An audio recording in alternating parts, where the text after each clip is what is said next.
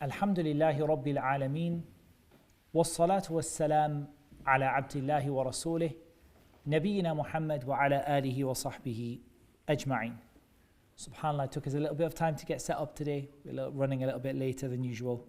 But inshallah ta'ala, we're continuing with our discussion about manners and akhlaq.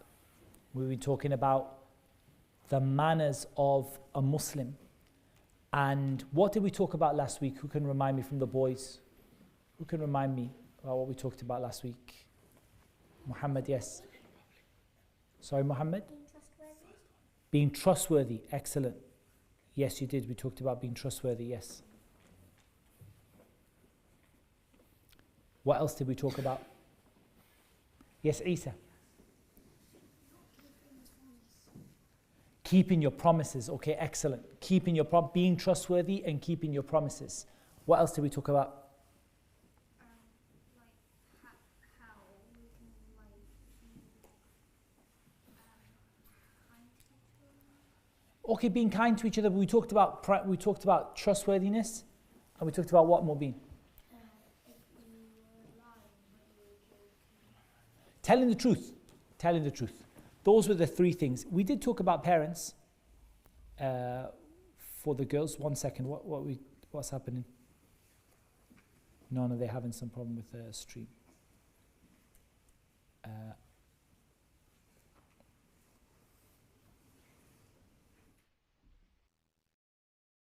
you're on the wrong.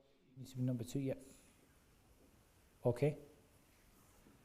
Okay, you're having surprise. Is it the cable you're having a problem with? Okay, I think leave it without switching. Try switching. Switch again. Go to number 2. Okay, leave it. Yeah, leave it. Is it number 1 that's the problem? Should you know switching? Okay, leave on number 2, don't change it. It's number 1. Leave on number 2. So.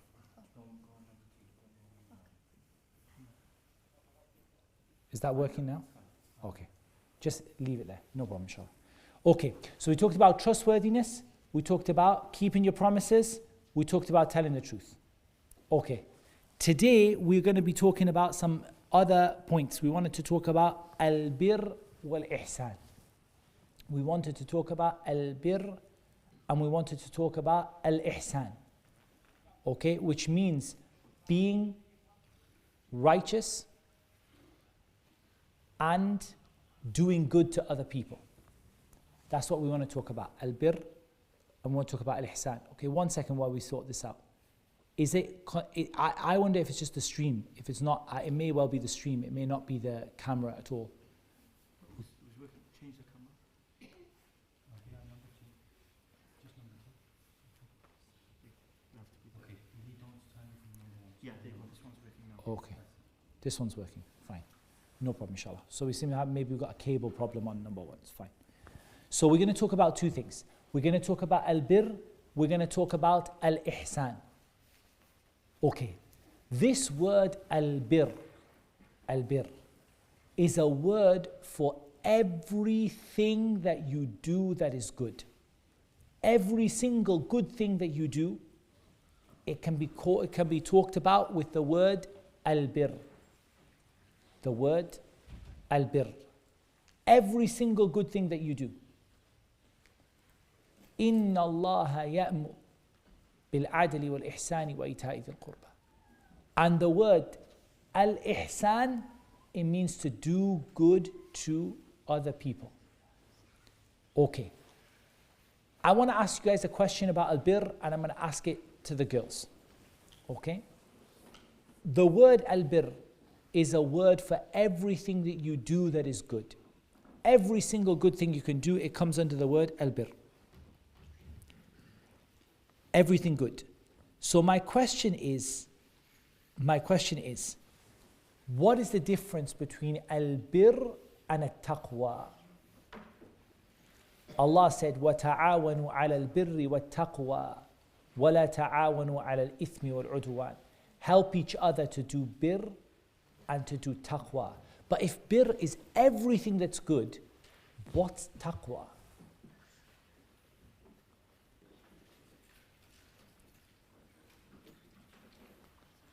something specific. But we said bir is everything that's good. وَتَعَاوَنُوا عَلَى الْبِرِّ وَالتَّقْوَى. Help each other to do bir and to do taqwa. And bir is everything that's good. So what's left if the bir is finished? What's left?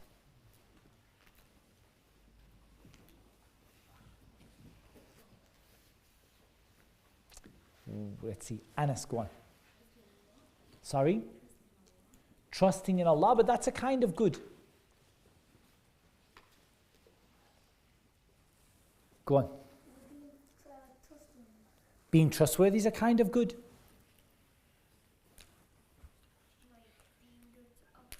Being good to others is a kind of good. What's left after the good? The bad. What's left is the bad. What does Allah tell you to do with the bad? To do it as much as you can? No? To do what with it? Yes, Noor. To come away from it. So in this ayah, albir, it means to do everything good, and at-taqwa, it means to keep away from everything bad. That's what it means.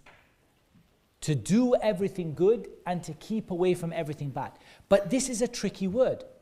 And why it's a tricky word is, it's a word that it changes its meaning. It changes its meaning. So sometimes it means doing everything good, and taqwa means keeping away from everything bad.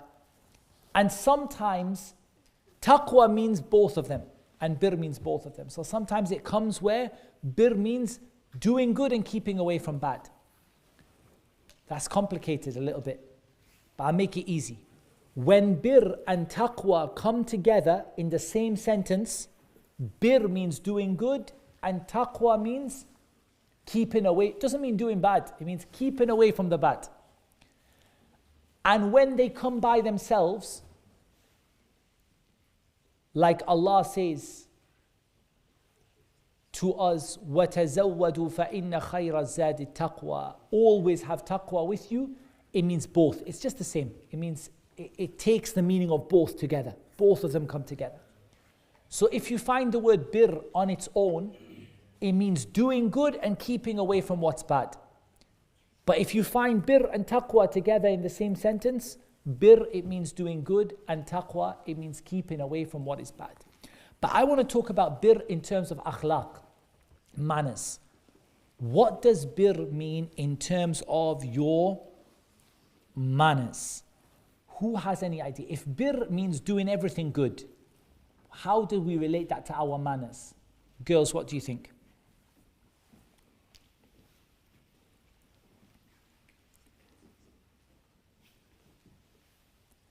Do always, okay. So what they say is, albir, it means at-tawassu'u fi fi'l al-khayr. It means to do so much good for other people.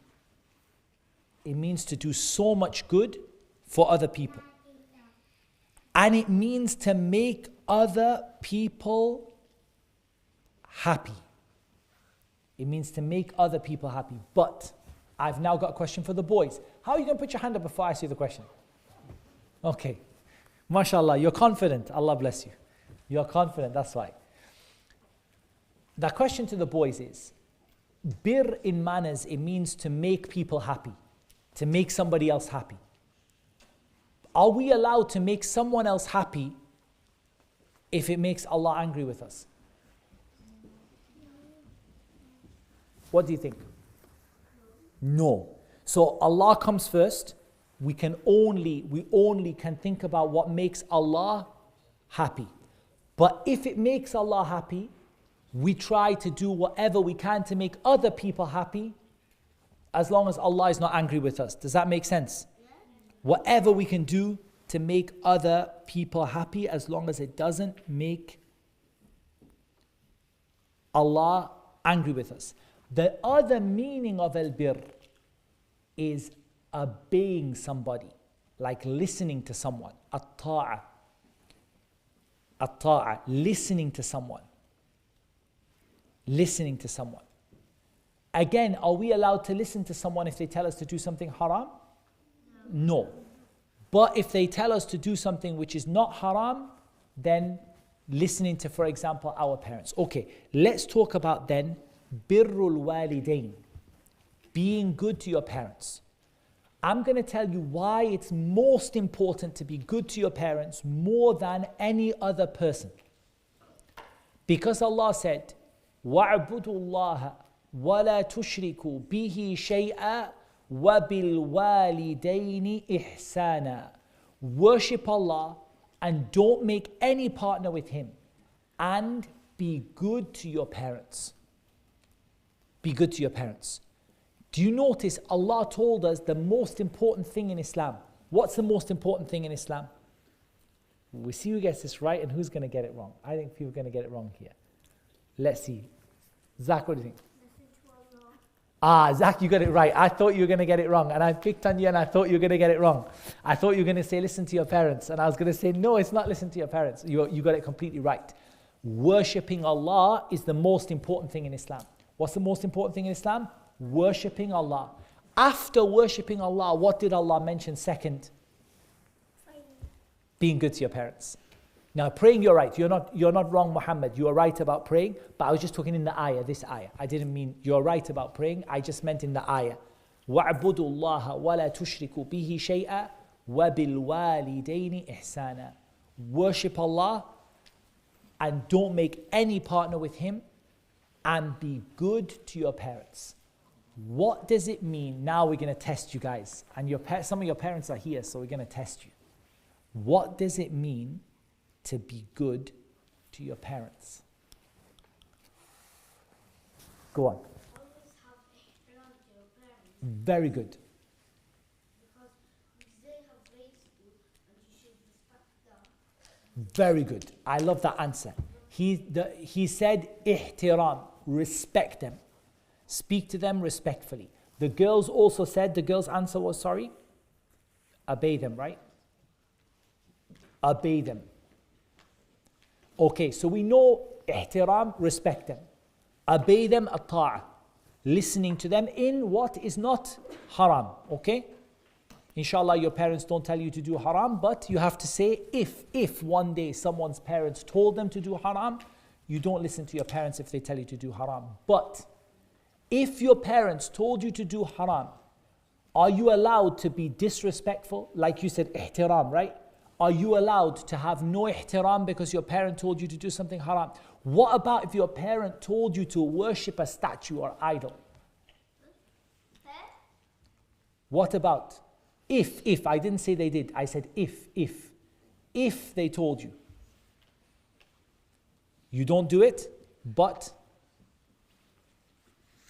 you're respectful in the way that you don't do it.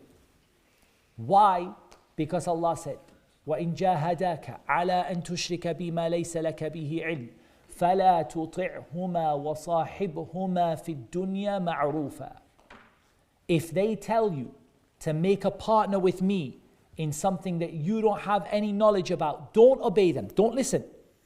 But be with them in this dunya in a good way. You treat them in a good way. When Ibrahim's father told him to worship the idols, how did Ibrahim speak to his father? He said, Ya abati, inni qad ja'ani min al-ilmi ma lam ya'tika fattabi'ni ahdika siratan sawiyya. He spoke to him very nicely. He said, my father, my dear father, I have knowledge that you don't have. So if you follow me, I'm going to guide you to the right path. He said, Ya abati la ta'bud ash-shaytan. My father, don't worship the shaitan. He spoke to him very, very respectfully. But did he listen? No, Ibrahim didn't worship the idol. He didn't listen to what his father told him. But he spoke to his father kindly. So if someone's parents said to them, for example, don't pray. I don't want you to pray. It's okay. If anyone needs to shush, I tell them to shush. You don't need to tell them to shush. Don't worry. Okay. If someone's parents told you, inshallah, your parents never tell you, but if your friend came and your friend said, my mom told me you're not allowed to pray. So what do you do? What do you do? Don't listen to them. And and don't listen to them, and Pray to Allah to make the parents go in the right direction. to guide them. Pray to Allah to guide the parents, and girls,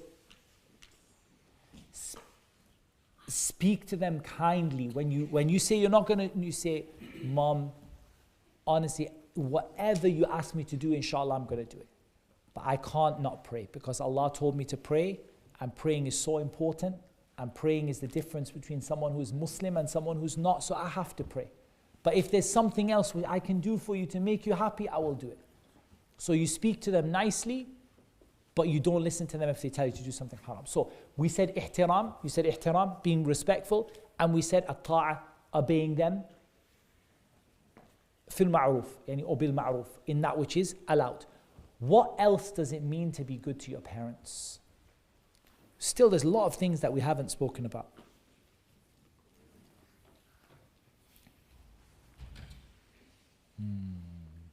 Yeah. Don't hurt them at all. Not that much, at all. Don't hurt them. Don't do something that you know is going to hurt your mom and dad. Very good. What, girls? Be grateful. What's the evidence about being grateful? وَقُلْ رَبِّ ارْحَمْهُمَا كَمَا رَبَّيَانِي صَغِيرًا.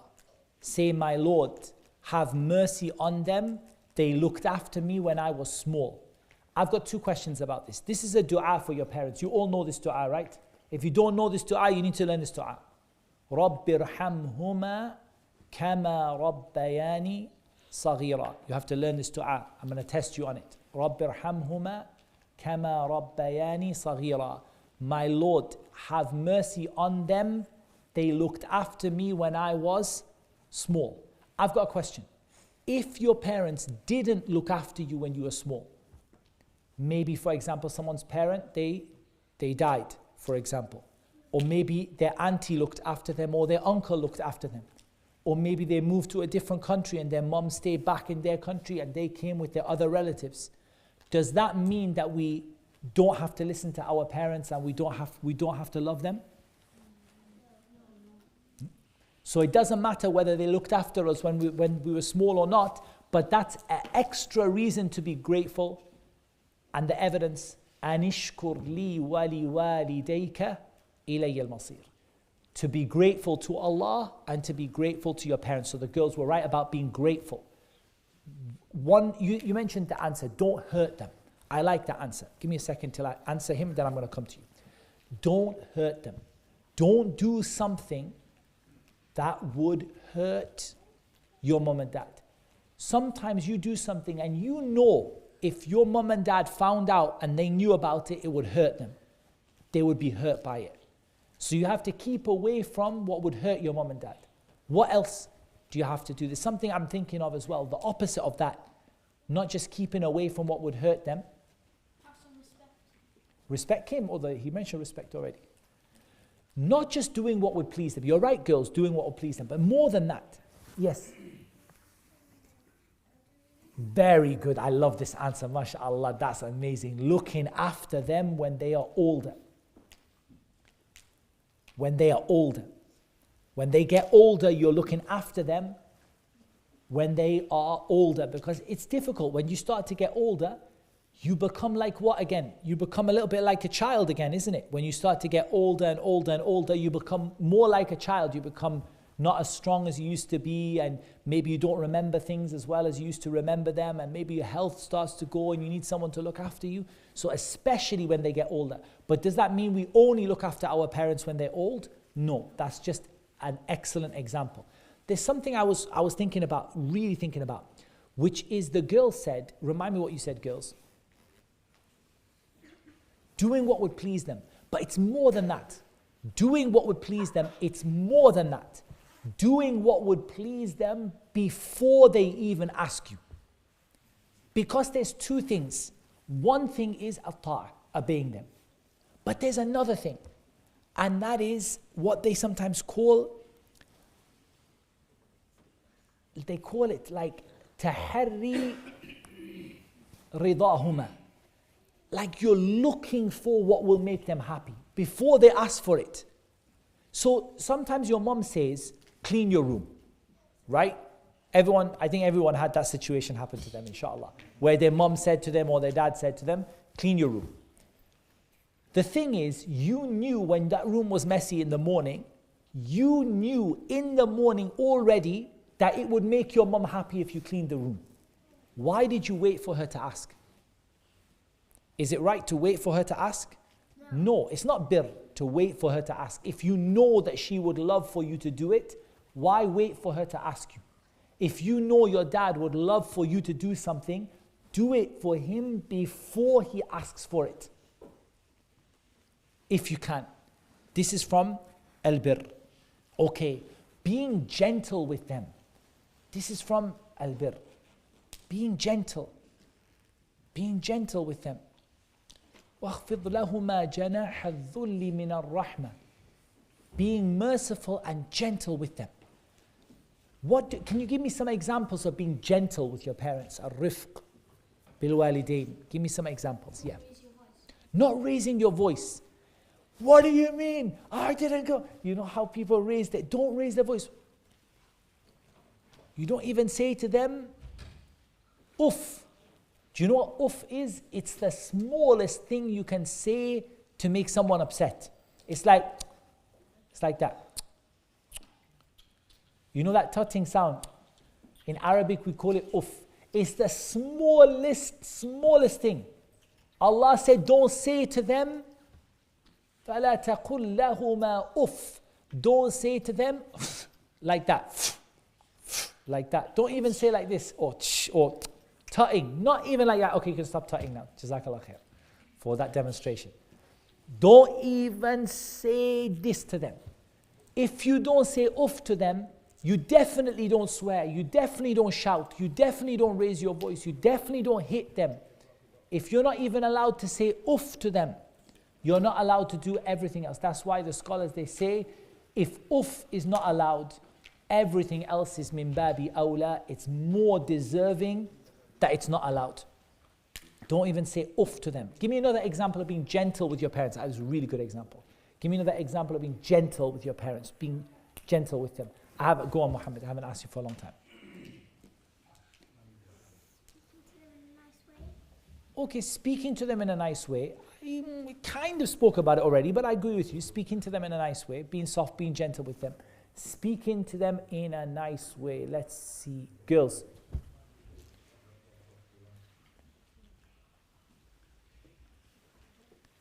Girls, do you have an example for me? Gentle.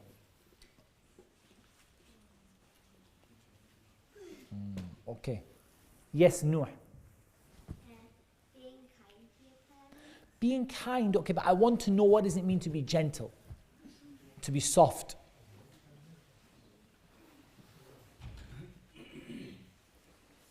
Okay, go on. If something bad happens, they accuse you or something, not to straight away shout that it wasn't you, to start actually saying that it wasn't you in a nice way, and to get and not like shout and curse them, saying that it wasn't you. Okay, so not shouting, not cursing, not getting angry with them. But there's even more. What about just hugging your parents? Giving them a hug or giving them a kiss, or, you know, actually like showing like kindness to your parents. Like just, sometimes you come in, just walk inside, don't look at your parents where they are. Coming in, you know. Yeah, even just being gentle with them, asking about their day. How was everything for you? Do you need anything? This is about looking for what they need. Yeah, asking them how they were, sitting down at their feet, you know, like just looking after them, yeah? Being gentle with them, being soft with them, being kind with them. Yes? Like, if you're outside and when you come back inside, you can just say salam alaikum. Salam to them also, but salam is a right of every Muslim, right? You have to say salam to every Muslim, but definitely saying salam to them, give them a hug, you know, like sit with your mom and dad, spend time with them. You know, if your mom says rub my head, you rub her head. Yeah? This is how it is. Oh, I like this one from the girls. This is really good one from the girls. The girls got a really good one and a tough one as well. They got a really good answer, but a really tough answer. They said, help them to be better people and help them by correcting them if they do something wrong. It's completely true. It's just really hard. It's hard because it's not easy to say to your mum and dad that they did something wrong. You have to find a very, very clever way of saying it that they don't feel like you're speaking badly to them. For example, you could suggest something would be better. For example, if you saw them doing it and you could say that, Mom, wouldn't it be better if we did this? Or Mom, what do you think about doing this? Or you can mention their own advice to you. For example, if they told you, don't speak about people badly, and one time you heard your mom speaking about someone badly, you can say, Mom, I remember when you told me about speaking about people badly, and I remember I used to do that, and you told me not to do it. I think all of us, we need to try not to do it, inshallah. Like in a gentle way that they don't feel like you're saying, Mom, don't say that again. Yeah, but you're right, correcting them and helping them to be better people. What's the greatest example you could have of helping your parent to be a better person? This is tough. The best example that you could have, like it's not for everyone. In fact, most of you in this room, it cannot apply to you. Guiding them to Islam. If they were not Muslim. If they were not Muslim, guiding them to Islam. Or if they're not practicing Islam, helping them to practice Islam. So let's say, give an example. I'm going to give you a scenario. Let's give an example of your dad doesn't pray 5 times a day. And you pray 5 times a day. You pray 5 times a day, but let's say, we're not saying your dad, someone's dad. You have a friend. He prays 5 times a day. His dad doesn't pray 5 times a day. How does he help his dad to start praying 5 times a day without his dad feeling like he was bad to him or nasty to him or horrible to him? How do we balance it out like that? Yes? He could start like praying in front of him. And very good. I love that one. Praying in front of him. That's very, very good. Like deliberately praying in front of him. It's a quiet reminder like, Dad, look, I'm praying. What else could he do? Girls had an idea then. Pray together. That's a really good idea. Like, come on, Dad, let's pray together, you and me. Why don't we pray together? Or can you take me to the masjid and we can pray together? Something like that, like slowly. But what do you then do if he gets angry and he's like, why are you telling me to pray for? I do what I want. You're my son. You're not supposed to tell me what to do. Then how are you going to take it? How are you going to help him? How are you going to be soft with him but help him to understand?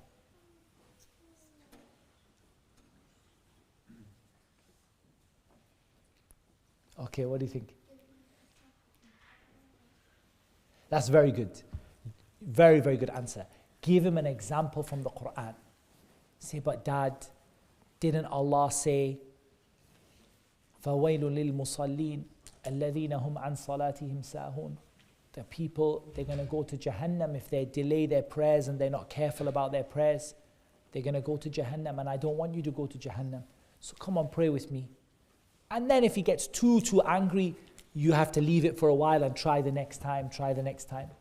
But you can say it like that. Didn't Allah say, فَوَيْلٌ لِلْمُصَلِّينَ?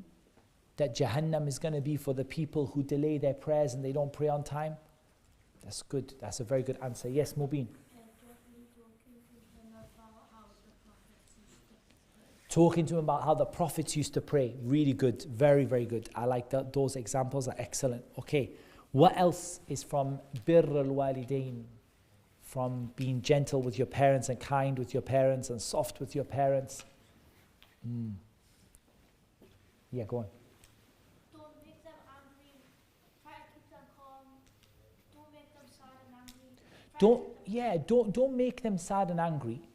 But even the things they know about, even when they're not there, don't do anything that if they saw you, they would be sad or angry. Do you see what I mean? Like, it's not just about not making them sad or angry, but it's about not doing something that you know if they saw you, they would be sad or angry about it.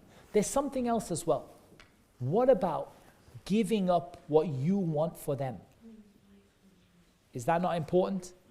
Giving up what you want for them. So for example, you really want to go and play with your friends. Is it haram? No, inshallah, you're not going to do anything haram. You want to go play nicely with your friends. You really want to go play with your friends. But your mom really needs your help in something. And she says, you know, she even doesn't say. She even says, okay, go on. If you want to go with your friends, go with your friends. But you know your mom wants your help. And you really want to go with your friends because they're doing something really exciting. You have to put your parents first. You have to make your parents more important than your friends. And this is what we often tell off children about. Is children are good to their parents, but sometimes they're better to other people than they are to their parents. They're good to their parents. I'm not saying they're bad, but when it comes to uncle, if you want my right hand, I will cut it right now. Take it. But when it comes to mom and dad, no, I don't want to do it. Like that. So you have to be somebody who, what do? You put your parents before other people. Before uncles and aunties and brothers and cousins and friends and people at the masjid, mom and dad, number one. Okay, out of mom and dad, which one's number one? I'm not saying anything, right? But it's mom. It's mom. Okay, it's mom. It's mom. 3 times. Because a man came to the Prophet ﷺ and he said, O Messenger of Allah, who is the most deserving person for me to be really good to them, have husn suhbati, and to be like really be with them in the best way? He said, your mom. The man said, he didn't finish the question. He said, okay, my mom. Who after my mom? The Prophet ﷺ said, your mom. He said, okay, after my mom, who? He said, your mom. He said, after my mom, he said, your dad. So 3 times he answered him, your mother, and then he said, your father. And he didn't mention until then your uncles and aunties and brothers and cousins and all of those people, they come after that. So your mom is 3 times more important in terms of how you look after her, take care of her, be nice to her, be kind to her, listen to her, look for what she wants. And then comes your dad. Yes, Yusuf. Sorry? Yeah, Allah is first, because we're not talking about obedience. We're talking about husn al-suhbah. Be like living in a good way with them. Yeah? So Allah comes first because Allah subhanahu wa ta'ala is before everything. It's religion, right? That's your religion. But in terms of your living with somebody and being kind to somebody who is a person, so your mom is 3 times more important than your dad. It comes number 1, and then comes your dad, then comes everybody else. Okay, very good. Yes?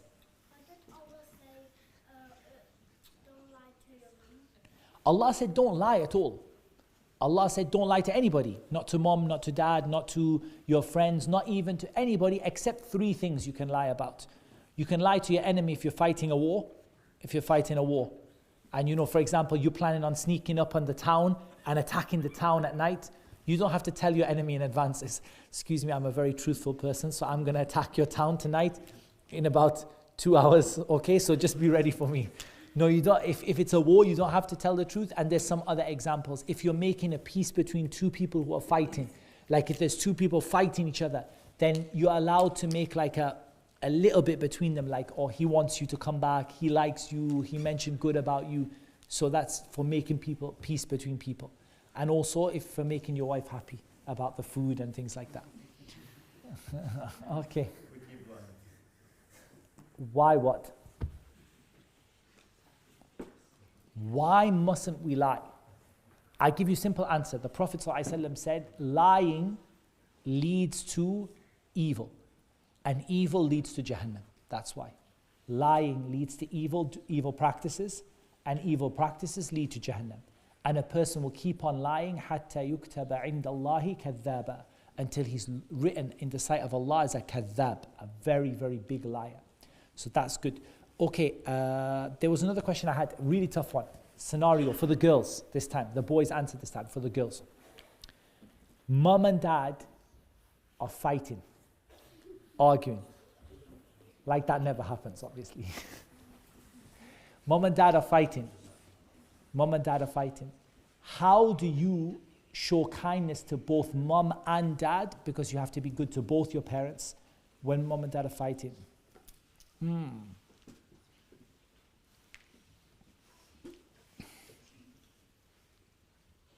I agree and I disagree with you on that answer, girls. No, I disagree with you in a way. The girl said don't take sides. But the problem with that is that makes it seem that both of them are right, yeah? But because Allah said, وَإِن طَائِفَتَانِ مِنَ الْمُؤْمِنِينَ اقْتَتَلُوا فَأَصْلِحُوا بَيْنَهُمَا فَإِن بَغَتْ إِحْدَاهُمَا عَلَى الْأُخْرَى فَقَاتِلُوا الَّتِي تَبْغِي حَتَّى تَفِيءَ إِلَى أَمْرِ اللَّهِ. So you have to take the side of the person who, but you still, I still agree. I said I agree with you and I disagree. I told you it's hard, this one. I agree with you, don't appear to take sides. Like don't say, dad's right, you're wrong.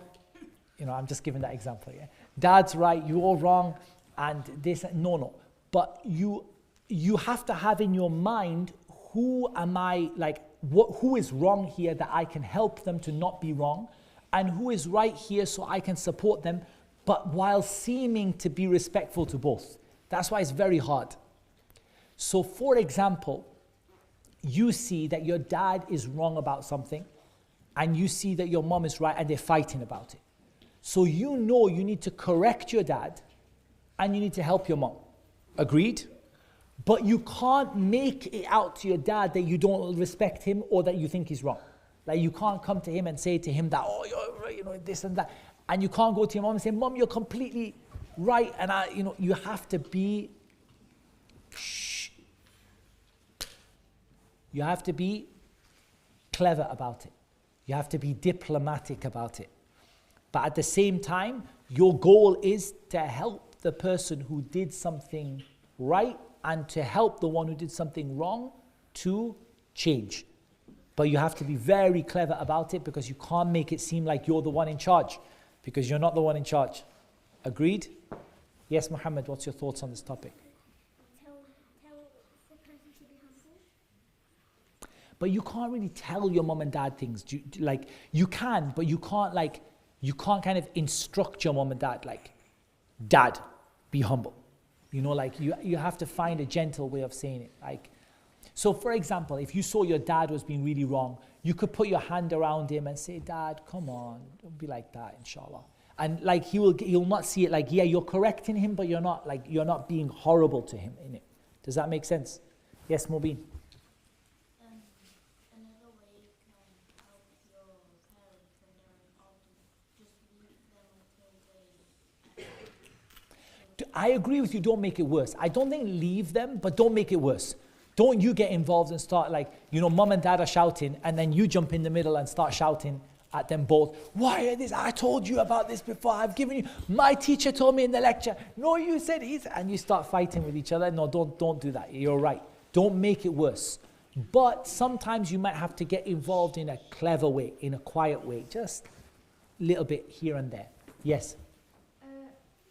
Two ways you could like stop them from fighting is that you could tell that your parents that you're sleeping, and if you want to lie to them, you could say that they're both wrong. Anyway. You can't say to them they're both wrong because it's kind of disrespectful, right? And it doesn't mean helping the truth. But you can gently explain it like that. Look, you know, let's not raise our voices, or it's not nice. And you bring them both together. You hug your mom and your dad, and you kind of like bring them both together. That's a good way. Okay, new topic, because I have to stop the class a little bit early today because I have another class, and I have to go back and set up that class before that class. You know what I mean? Everybody knows what I mean, inshallah. Okay. Another meaning of the word bir is connected to the word ihsan. And ihsan, it just means to do good to someone. That's what the word ihsan means. Guys, can you all look at me? All look at me? Okay. The word ihsan, it means to do good to other people. And it has another meaning as well. It means to do more good to someone than they expect. Right? Because, for example, let me give you an example. Let me give you an example. If, for example, you did a job for me, all right? You did a really nice job. I said, for example, Zach, hoover the masjid for me, okay? And you hoovered the whole masjid. And then afterwards I said, Jazakallahu khairan, here's, some chocolate or a sweet or something. That's not ihsan. Why? Because you did something good and I did something good, right? Like, I gave you something for the good that you did. Yeah, that's like a ratib, a payment, or a ajr, like a reward. But it's not ihsan. Ihsan is where you give someone way more than they deserve. Like, for example, I said to somebody, I gave them a small job. And the reward I gave them for the job was huge, big reward. And that's why Allah tells us about ihsan, and Allah's name is Al-Muhsin. Because Allah always gives you way more than what you did. Both more than you expect and more than you deserve. Ihsan is more than you expect and more than you deserve.